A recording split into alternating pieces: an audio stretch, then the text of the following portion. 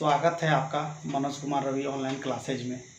आज का मेरा क्लास है क्लास 10 मैथ विषय द्विघात समीकरण क्वाड्रेटिक इक्वेशन। इसमें आज हम लोग जानेंगे कि द्विघात समीकरण क्या है, इसका हल कैसे करते हैं, विवेचक कैसे निकालते हैं।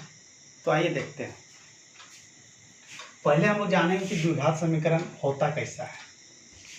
तो द्विघात समीकरण का formula ax² plus bx plus c is equal to 0। ये हुआ द्विघात समीकरण का फॉर्मूला।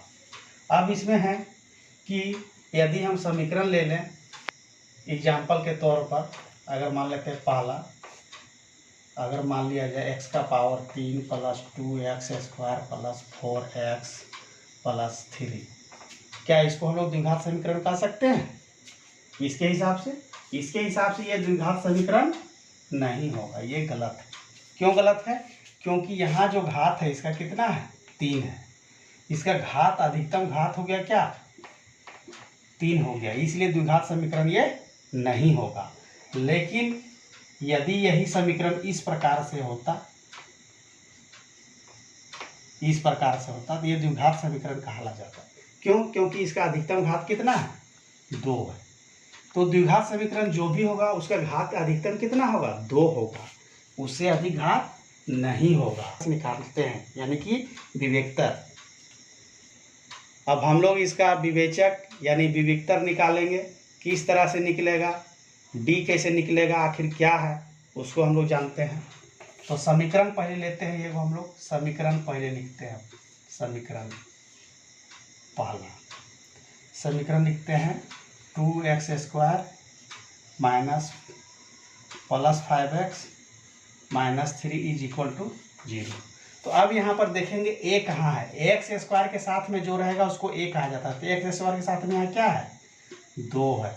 और x के साथ में जो होगा उसको क्या बोलेंगे? b यानी कि 5। और c किसको बोलेंगे? जो अकेला रहता है, यहाँ -3। अब इसमें हम लोग d निकालेंगे। d मतलब क्या? विवेचक। इसी को बोला जाता है विवेचक या विविक्तर हिंदी में। अब इसको निकालेंगे, d बराबर b² माइनस 4ac। आगे बढ़ते हैं, b कितना है? 5 है और 4ac तो हो जाएगा 5 का स्क्वायर यानी 5 × 5 = 25, और यहाँ माइनस माइनस प्लस, और यहाँ हो जाएगा 24, यानी कितना हो गया? 49। डी बराबर कितना है? 49। तो डी बराबर 49 है, यानी 0 से क्या है ये? यानी डी बड़ा है 0 से, यानी क्या होगा इसका? वास्तविक हल होगा। वास्तविक हल होगा। तो अब वास्तविक हल होगा, तब इसको हम लोग समीकरण को क्या करेंगे? अगर वास्तविक हल नहीं होगा तो आगे समीकरण नहीं बनता है।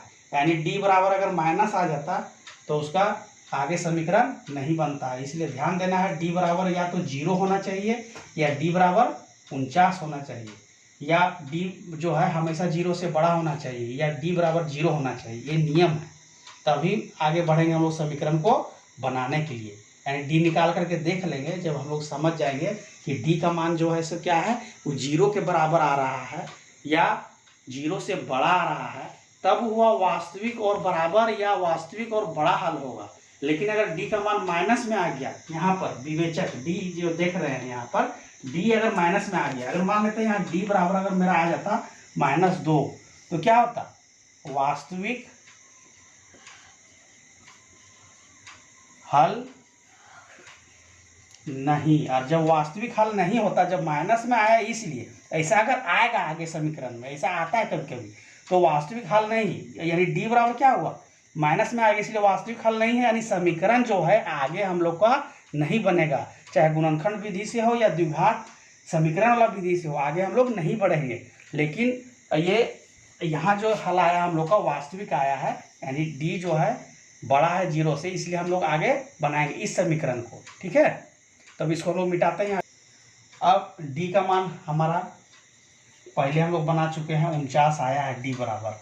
अब हम लोग समीकरण को आगे सॉल्व करेंगे, यानी कि मूलों का हल, यानी मूल बराबर मूल बराबर क्या फार्मूला होता है, minus B plus minus root under B square minus 4ac बटा 2a।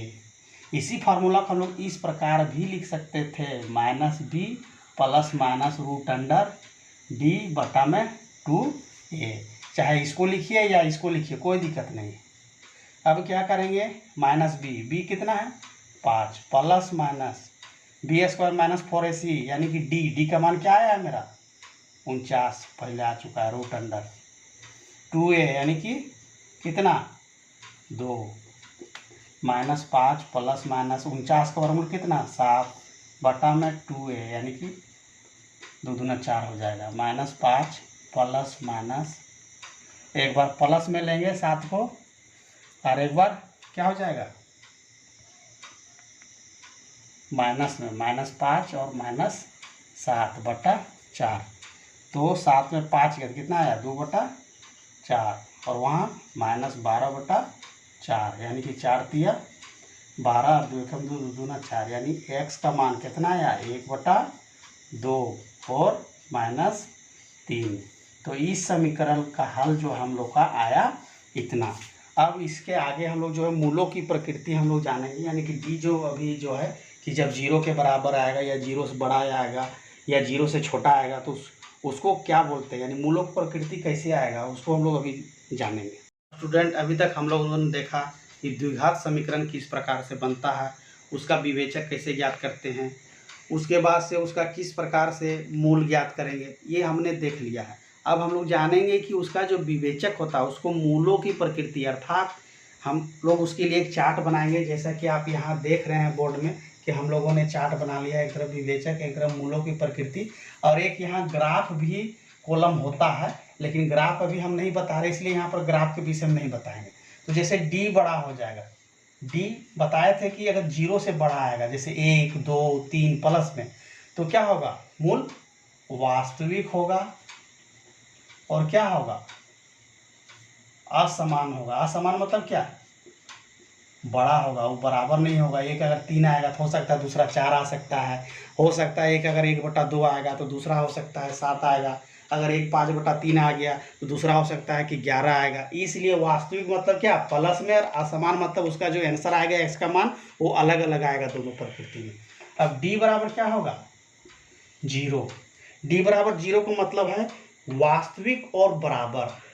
वास्तविक और बराबर का मतलब यही है स्टूडेंट कि जब द्विघात समीकरण को सॉल्व करेंगे उसमें x का मान अथवा y का जो मान आएगा वह क्या होगा बराबर होगा। अगर x बराबर 1 मूल आया है 2 तो दूसरा भी कितना आएगा 2 आएगा। ऐसा हम लोग अगला जब आगे का क्लास हम लोग करेंगे तो उसमें देखेंगे ये वास्तविक होगा और बराबर भी होगा। अब है डी अगर छोटा हो जाए 0 से, 0 से छोटा का मतलब क्या है कि माइनस में हो जाएगा, संख्या रेखा किधर आ जाएगा बायां तरफ आ जाएगा। तो माइनस में जब हो जाएगा तो क्या होगा उसका मूल वास्तविक नहीं होगा और उसका कोई हल नहीं होगा। मूल क्या होगा वास्तविक